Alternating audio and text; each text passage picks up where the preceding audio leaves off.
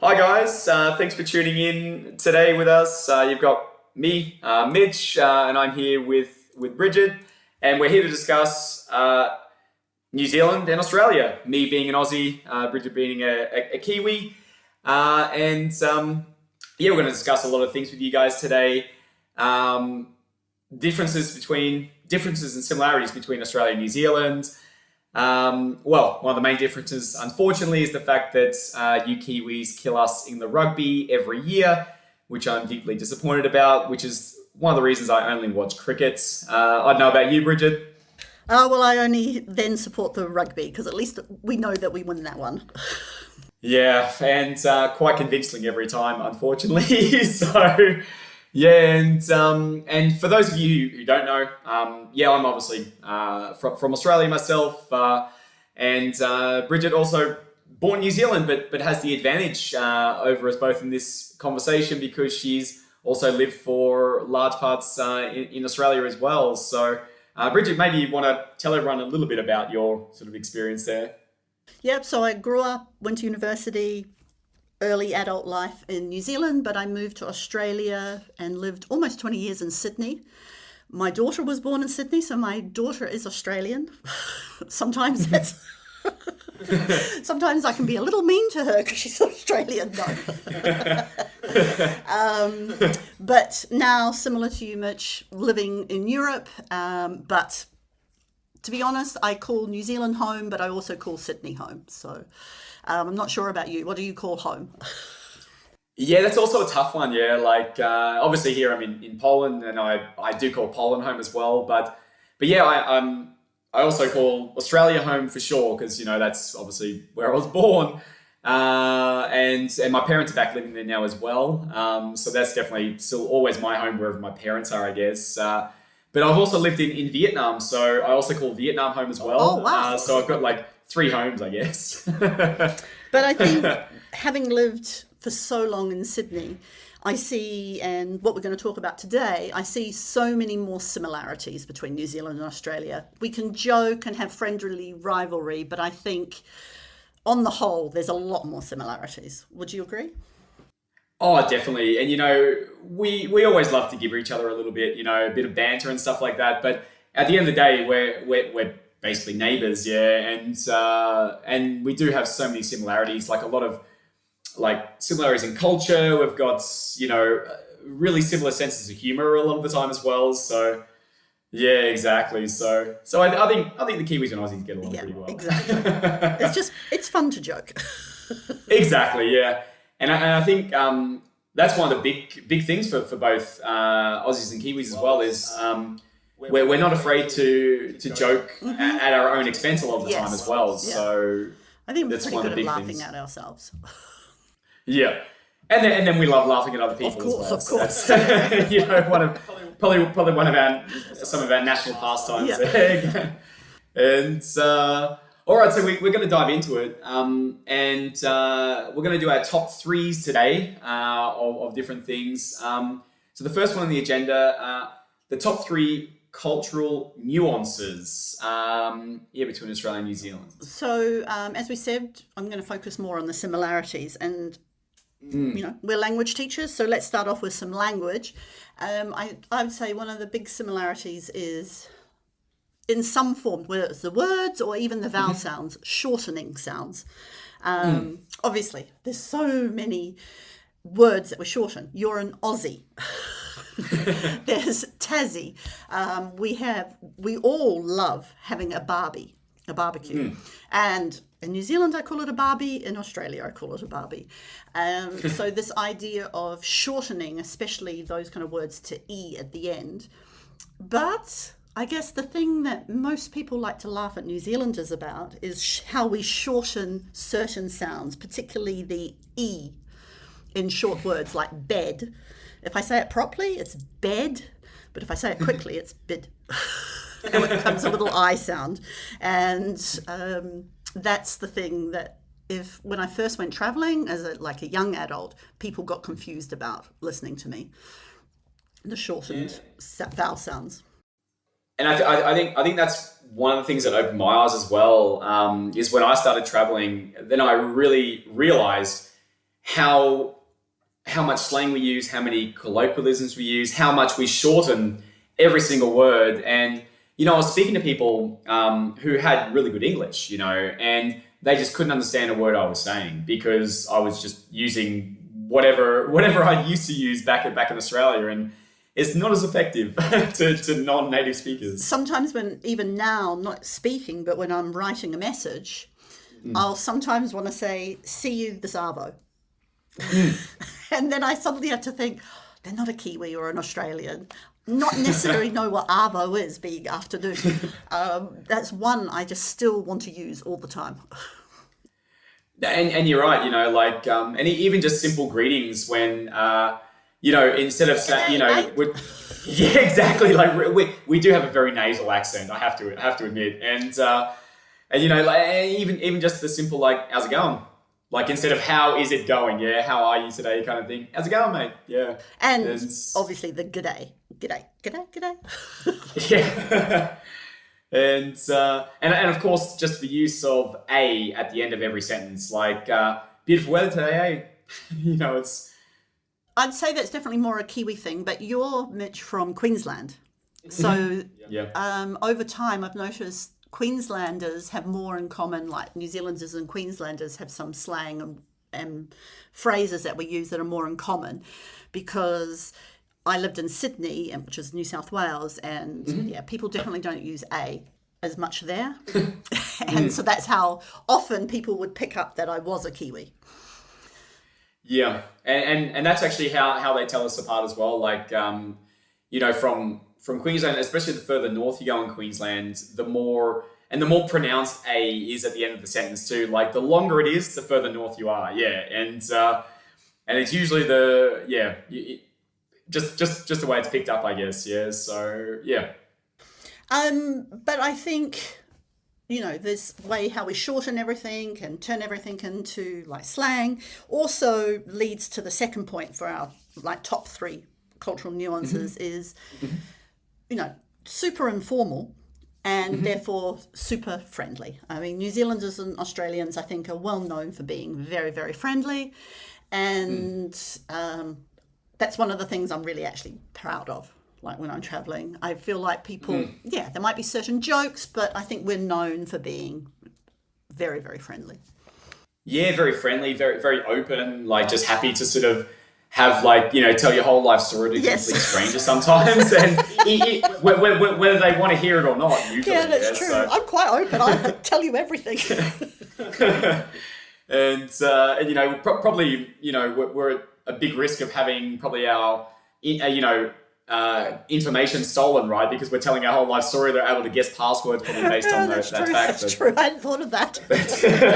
Yeah, it's definitely a security issue, but yeah, and I think that's one thing that a lot of people have mentioned to me who have travelled to Australia or to New Zealand, for example. They've commented on the fact that everyone's like super open, like happy to help in certain situations, and yeah. And I know, because I taught in a school in Sydney for years, and you'd often get the comments from the students who were living there while they studied English. They would come from Europe or South America. But when you just go into the supermarket, you'll always be asked, how's it going? How are you today? And everyone just says fine back. It's not that you end up having a conversation with the cashiers, but you'll always, wherever you are, you'll be asked, how are you? In some way, like, how's it going? Yeah. What's going on? Yeah. And, and basically just these like little niceties, that people use all the time. It's just like that friendliness that comes across. And, even just like something as simple as, oh, beautiful weather today, eh? Like, it's just a nice thing to say. Like, so normal just to be walking down the street if you're near the beach and you see someone with a surfboard, you'll say, oh, like, how's the surf today, mate? Like, it's, start a conversation with a stranger and he'll give you the ins and outs. Oh, mate, it's not so bad, but it's a bit windy now. It's a bit choppy, and like give you all the ins and outs, and yeah, it's just really nice. As soon as you're not like in the city street, like even in Sydney, if you're walking along the coast, but not as much in Sydney as other places. But if you're at the beach and you're doing a walk, like a beach walk or a bush walk or whatever, you always say hello to the person that goes past you. You'll always say something or nod to them or say hi or good walk or something. And I think some people find that really unusual, that you would be basically acknowledging every single person that goes past you. And because that's the thing, if you don't acknowledge them, they'll think you're a bit shifty, a bit shady, right? And exactly. like, what's this guy up to? You know, like why didn't he say hello? And when I like transition between, let's say, Australia, New Zealand, and Europe, when I first come back to Europe, if I'm in a small town on a beach thing, I smile at everyone and I just get funny looks back because I'm sort of still in my New Zealand Australian mentality. And sometimes when my mum lives in a small beach town, and if I go back there and I'm walking along the beach and I'm not smiling at people or saying hello, and then people start saying hello to me, I'm like, oh, I've got to change back into this, like acknowledging everybody. And I think that's one of the small challenges for Aussies and Kiwis who start traveling is the fact that doing that in other countries can be considered like people think you're maybe psychotic or something, right? Exactly. And we're ready to call the police basically based on this acknowledgement if you're walking on some kind of track or somewhere in Europe, if someone else acknowledges you kind of know that they're probably a Kiwi or an Aussie. Or like 9 times out of 10, I'd say. Yeah. We've mentioned the beach a few times there, and I know you surf, Mitch. Is that definitely? Yeah. I think the other big sort of, if we're thinking cultural nuances, is we're both beach cultures, I think. And also, Christmas and New Year, summer holidays, it's a big time. And so the beach culture even sort of comes into our main holidays, obviously, for Christmas and New Year as well, not just all year round. And I think for a lot of people, they just can't imagine having Christmas or New Year at the beach. Yeah, exactly. And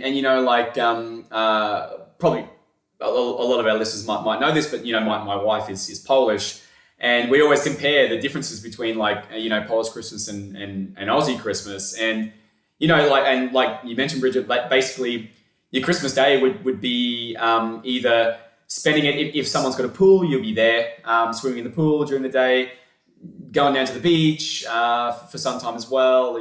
Obviously having a barbie at some point. It's essential basically, or a barbie at the beach basically. Yeah. So a barbie at the beach is the dream for Christmas or New Year. Yeah.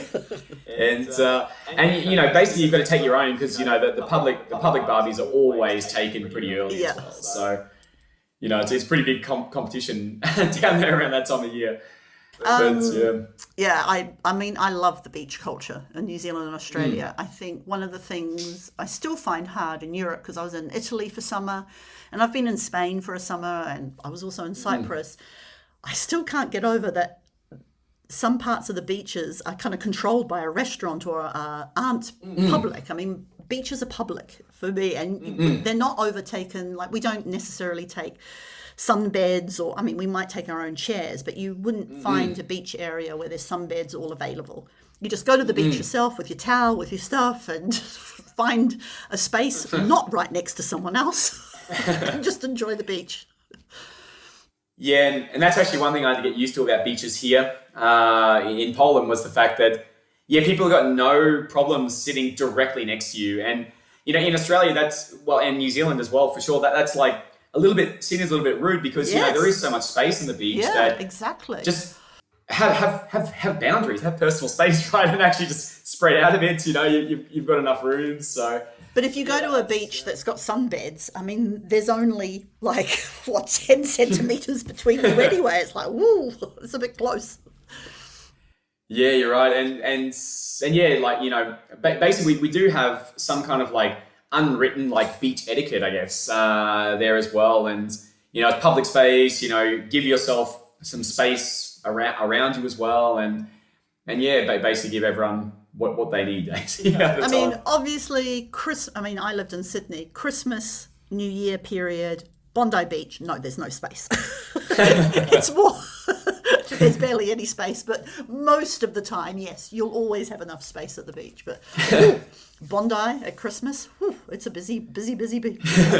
and actually, I'm wondering if you guys have the same phrase in New Zealand, but in Australia we just say literally when everyone's there, we just say every man and his dog is down there, yeah, and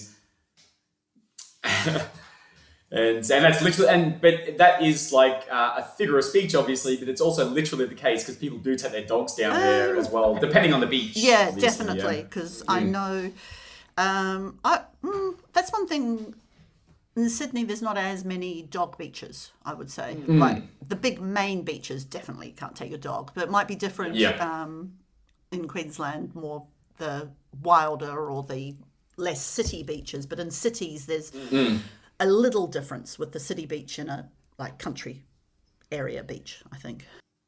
Yeah, and you're right, actually. Like up in Queensland, because it is like a massive coastline of Queensland as well, and like and basically like there are certain beaches that are, you know, dogs are prohibited, you know, down there or something like that, but a majority of the beaches you can take your dog, which is pretty nice.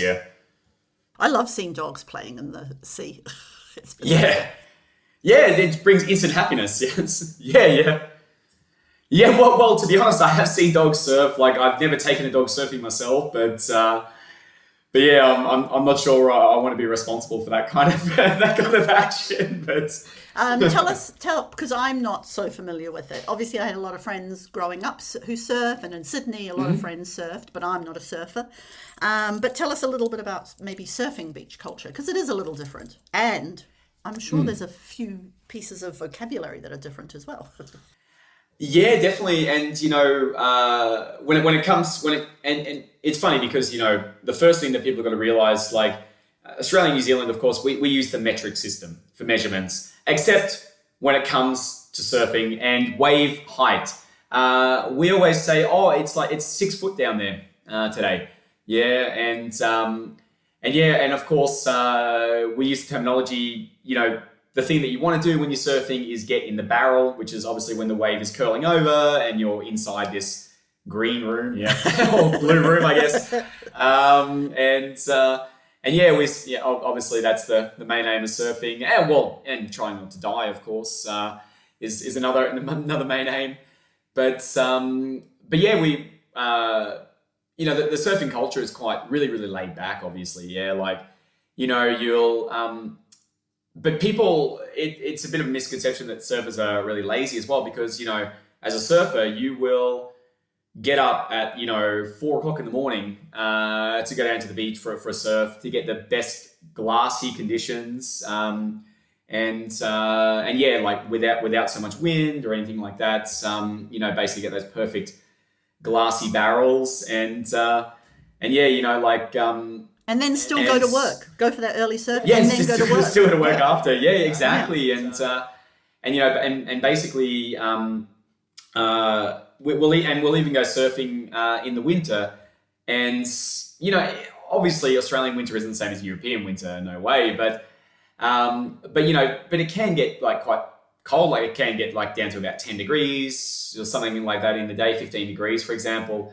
And the water is pretty cold, but you'll still brave it. If the waves are good enough, you're going to be in there. Yeah, so that, I mean, I think you mentioned misconceptions. So that, I think the thing to do with beach culture, like you're saying, surfers, leads on to our like next one about misconceptions of New Zealanders and Australians.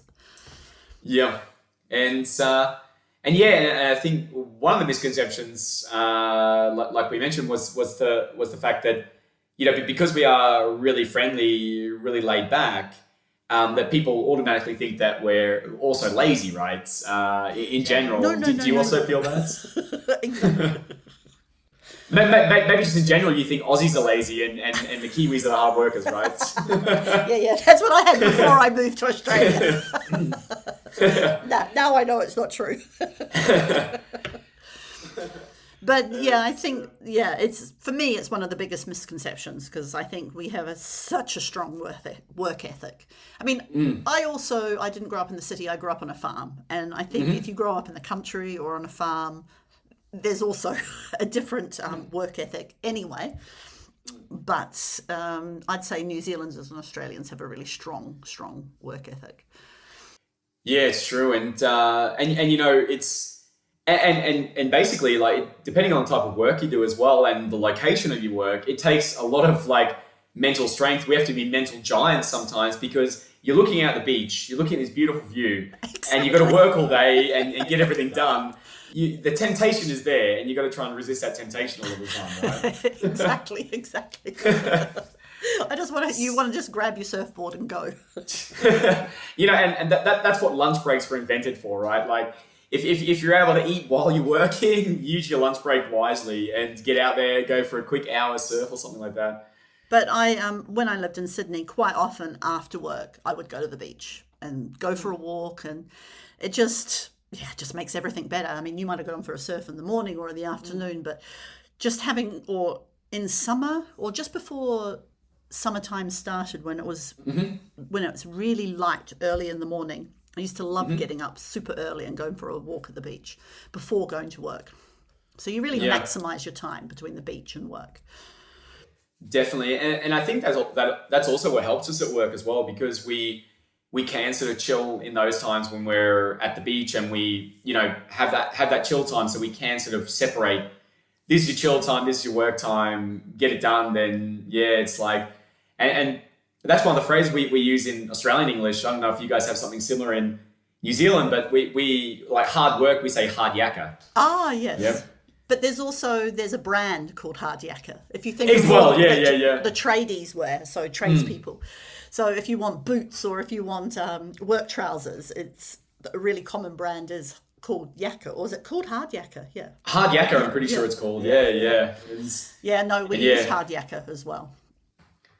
Yeah, and that's where it comes from. Basically, because of that mindset where you got to be working hard, you got to be doing hard yakka, and put food on the table, kind of thing, right? Yes, definitely. I think I maybe grew up with a few extra like Aussie slang terms because, like I said, I grew up on a farm. But my father, when he was like young, went to Australia for a year to work on different types of farms. Like it's quite common for farmers to do that. And I realized he used so many idioms and things like if instead of telling you you're an idiot, he would tell you were a galah. And a galah is an Australian bird, and that's an Australian expression. Other New Zealanders don't really use it. But I think that's also got me ready for Australia. My father used to use like these old-fashioned kind of country idioms, I guess, farmer idioms from Australia. Yeah, that really takes. I actually haven't heard that phrase in such a long time now, but it really is quite a common one. Yeah, like especially amongst like let's say the older generation. To call someone a galah it was super common. Like back probably like 80s, 90s around this time. Yeah, exactly. The other, just to move on, misconception I wanted to talk about is more of a New Zealand one. I'm not sure whether you ever get asked this, but ever since I left New Zealand and Australia, one of the big questions I get asked while I'm traveling is anything related to Lord of the Rings and The Hobbit. And because I left in 2020, like I've been working remotely since then, it's like, that's 20 years ago. I hadn't thought about it. Obviously, it was amazing for the New Zealand economy. But for me, I don't know, a lot of people obviously were employed because of the films. There's a huge industry and tourism that sprung up about it. But I'm not sure if we're as obsessed with Lord of the Rings, The Hobbit, as much as the rest of the world is. I'm not sure if you ever get asked about it, even though it is New Zealand. I actually, people have mentioned it to me because I think a misconception is that it's almost like the same country sometimes. Yeah, people kind of say that. So people have actually mentioned it to me, but probably not to the intense scrutiny that you've received over it. And probably, I guess I'll be the bearer of bad news to most people here, Bridgid, but to burst that bubble, that I think every Kiwi that I've met has been of normal height. I've never met a hobbit in real life. Yes, I'm quite tall. It's I was a little disappointed as well. Like after that movie came out, I was like, "What? So there were hobbits in New Zealand?" But basically, no. It's they're apparently just actors, from what I've been told. Yeah, exactly. And coming back to your point about New Zealand and Australia being seen as the same country, another thing that I get asked about all the time, and which I can answer having lived in Australia for 20 years, is about animals and dangerous animals and spiders and snakes and everything. This is where we're not the same country, because New Zealand doesn't have anything dangerous. I mean, yeah, there are sharks in the ocean, but I think, yes, Mitch, you can definitely talk about the animals. And I think you've already mentioned to me a couple of times that probably the most dangerous thing over in New Zealand is the Aussie tourists, right? Exactly. Which actually I don't doubt, being an Aussie myself. But yeah, you're right. You're like, yeah, I get asked this question constantly. I think that's, it's a misconception, but it's not a misconception at the same time. Like, obviously, we do have a lot of dangerous animals, but it's not like you're going to walk outside your door and you're going to get attacked by like a snake or some kind of spider or something like that. Like, and well, it has happened to people, but it's not like a common occurrence, like a daily thing. But yeah. And if you live in the city, you're not going to see a kangaroo unless you go into the country. Exactly. Yeah. And there was only that one time, like in the middle of the COVID lockdowns, that there were kangaroos jumping through the city. I think it was down in Adelaide. I think it was in the outer suburbs. Yeah. And it was like caught on like the security footage or something like that. But that was one of the few times that's happened in the cities. But we do have boxing kangaroos, I guess. And my younger brother, because we do have some kangaroos like in the botanical gardens in Queensland, and yeah, my brother was actually boxed by a kangaroo when we were younger. That's true. Yeah, really true. Like, he was only a toddler, yeah, like he was about 3 years old or something. He got a little bit too close and the kangaroo just gave him a small tap, yeah, just enough to warn him. But yeah, quite funny for me, probably not so funny for him. But you grew up in Queensland. I mean, I was in Sydney, obviously a big city. You don't see snakes.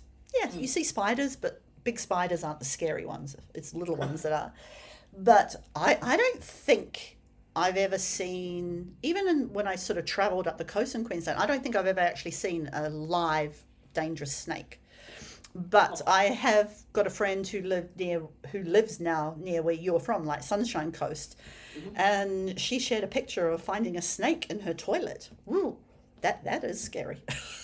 Yeah, it's and this is unfortunately can happen, and like because I lived all through Queensland as well, and I lived a bit further north in Queensland. Up in the over the line of tropics, I guess. Yeah, so in the tropical part. That's really and north. Quite far north. And we actually had a lot of snakes up there, red belly black snakes, if you've heard of those. And they're really good swimmers. Like they swim in lakes and stuff as well. So yeah, I've actually had one swim right beside my head when I was swimming before, and that was pretty scary. We're meant to be saying this is a misconception. Misconception. I just imagined it actually, to be honest. Yeah, but but yeah, and we do have like I've seen eastern brown snakes, king brown snakes before as well. I don't ever want to see one of those. Yeah. We actually had to stop our car in the middle of the road once as a king brown snake decided to cross the road. This thing was like meters long. Like it was like probably closer to 3 meters long. It was huge. It was a whole width of the road and more going across. But I don't want to see that. But generally, the misconception is that these animals are always going to attack you. Yeah, but basically they want to get away from. They're as scared of you as you are of them, and if you let them pass, they'll pass. Yeah, it's not like coming back to Lord of the Rings, not like Gandalf. Yeah, and basically you shall not pass. But yeah, exactly. Yeah, they stay away from you on the main. Yeah. Exactly, but yeah, and that I think that's one of the misconceptions that people have about the animals, right? So you've never seen a Sydney funnel web down there yet? Not in my home. I've had one pointed out to me, but funnel web spiders are tiny, and the whole idea is they're inside the brick. So it's not like I spend my time going looking inside gaps in the brick. I mean, I've had it pointed out to me, but I haven't, in general, sort of spotted them everywhere. Yeah, probably going in search of them is not a great idea. Yeah, exactly. I think if you go searching for dangerous spiders, you can find them, but mostly the really, really dangerous ones aren't like where you can, come across them easily. Yeah, exactly. And I guess probably you've picked up the habit, like I did as well. And it took me a while to get out of that habit since I lived here in Poland, but basically, before I put on my shoes, I'd always bang them on the ground, just in case a spider was inside, yeah? I think, again, just coming back, because I lived in the city, and living in an apartment, I think it's different. But I know, friends who lived in houses, who maybe had gardens, and maybe their shoes were more outside, not inside an apartment. Definitely, I would do that then. But yes. I'm more of a city Australian girl. And yeah, so I guess you're also not checking under the toilet seat all the time either, right? But yeah, if I ever we went and stayed at a beach town or in the country, yes, definitely would do that. But not so much in the city. and yeah, that's what people also have to realize. In the big cities, especially, there's really not that much contact with these kind of animals. It's more if you're in the coastal / countries of areas mostly, yeah. Time is going fast. We need to get onto some language, Mitch. All right, so let's do it. So our next top 3 will be slang and phrases that are sort of common or synonymous, I guess, between the two countries. But we're going to do differences here. Differences, that's right. And yeah, because there are, we do use a lot of slang, but there is across the ocean divide there is a lot of differences as well. So I guess I'll let you mention the first one if you like. So around the world, not everyone. I think everyone around the world uses something different. But if we think generally, the concept of flip-flops, the things that you wear usually at the beach or inside your house, if you're not wearing your shoes inside your house. In New Zealand, we call them jandals. I don't know where the word jandals came from, but jandals. And do you think it's something like Japanese sandals? I don't know. I've always thought about it, but I've something from sandals. But I really don't know where the word came from. I should have researched it before we spoke. Yeah, but I also have long thought about this one because we do find it quite funny, jandals in Australia.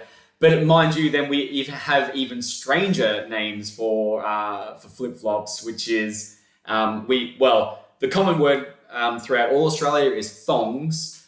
Which can cause some problems. Exactly, because this also is an undergarment. Yes. So it can cause some problems. And I think this might be mostly related to Queensland slang, but we also call them pluggers. Yeah, I've never heard that one before, pluggers. Yeah, but basically it's a pretty simple concept because the actual rubber itself plugs in 3 points. Exactly, that makes sense. Yeah, mm-hmm. And it's actually quite funny because that you have single pluggers, which are 3 single plugs through, or you have double pluggers, and these are when you have one main point where your toes are, and then down near closer to your heel, you have 2 plugs on each side. And these are double pluggers. Then they're usually thicker as well, thicker of sole. And these are the fancy ones. So these would be your go into a restaurant pluggers, your double pluggers. Single pluggers, no, just go into the beach and single pluggers.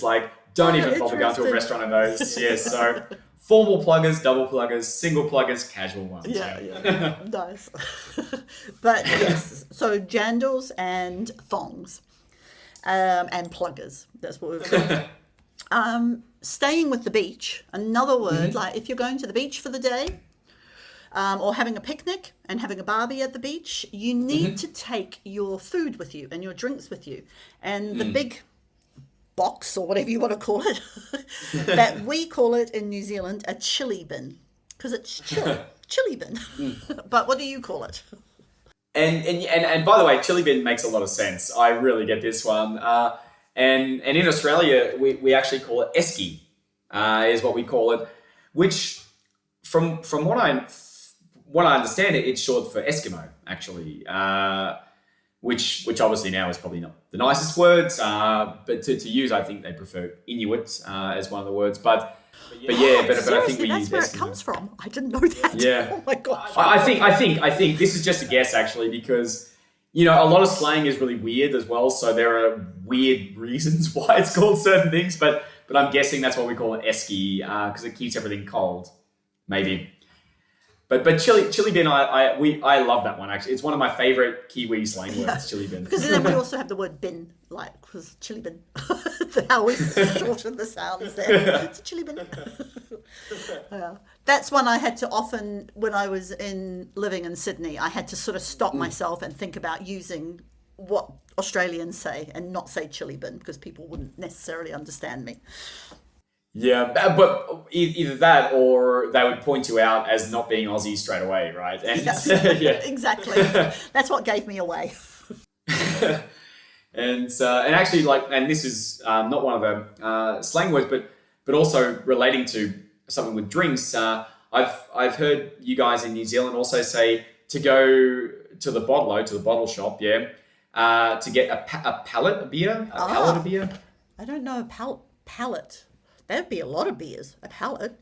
I would have. Yeah, well, that's what I figured. But apparently, according to some of my Kiwi friends in Australia, this was just like a box, like a carton of beer. They actually referred to as a pallet. I don't know that one. A pallet of beer. Ooh. It sounds like it's going to be more than 24.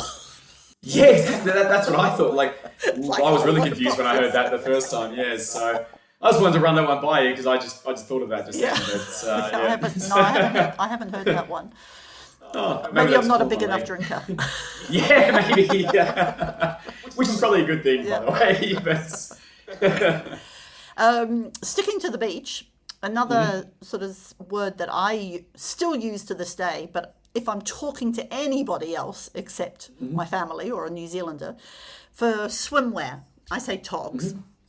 And in Australia, especially if it's a guy, you might say boardies, or for a woman, obviously bikini or swimsuit or swimmers or cozzy. Cozzy is a really typical word, like swimming costume becomes cozzy.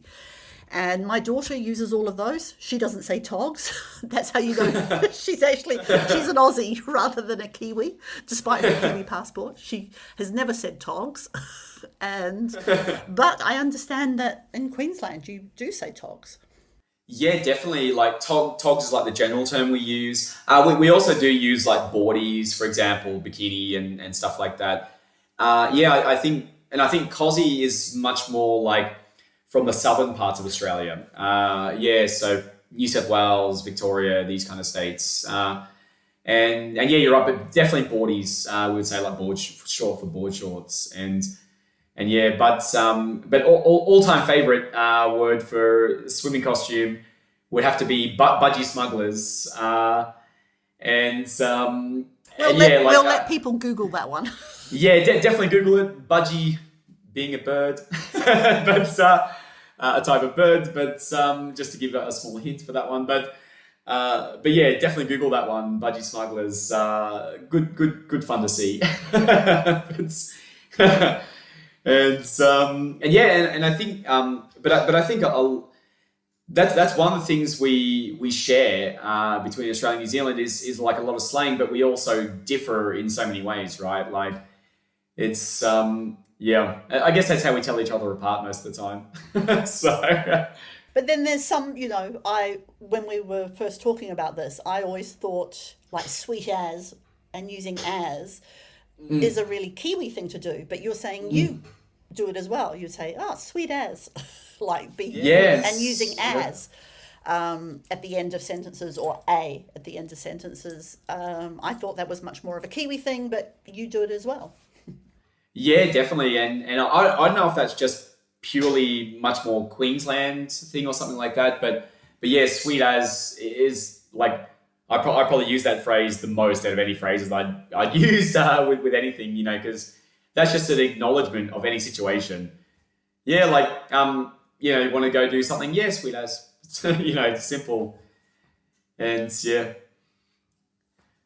So I guess that pretty much wraps us up for the discussion today. It's been a good arvo talking to you. Yeah, great arvo, and which for everyone out there listening, short for afternoon, of course. And Savo, short for this afternoon. Yeah, of course. If only we were going to the beach to have a barbie, that would be a perfect ending to the exactly. Got to take the chili bin / esky for the drinks, of course, and chuck on the pluggers / jandals, depending on the company you're going with, of course. And but yeah, so look, really want to thank everyone for tuning in and listening to some of our rambles on Australia and New Zealand. And yeah, I hope you guys were able to pick up some interesting points and maybe learn something new as well. And yeah, tune in for more. I'm sure we'll be back with some more cool topics as well. Yeah, thank you so much, Mitch. It's good to just talk about similarities instead of always thinking about the rivalry. So I loved it. Yeah, it is nice to put rivalry aside for once, right? But obviously, Kiwis are better than Aussies. the jury's still out on that one, as far as I'm concerned. But well, rugby for sure, unfortunately.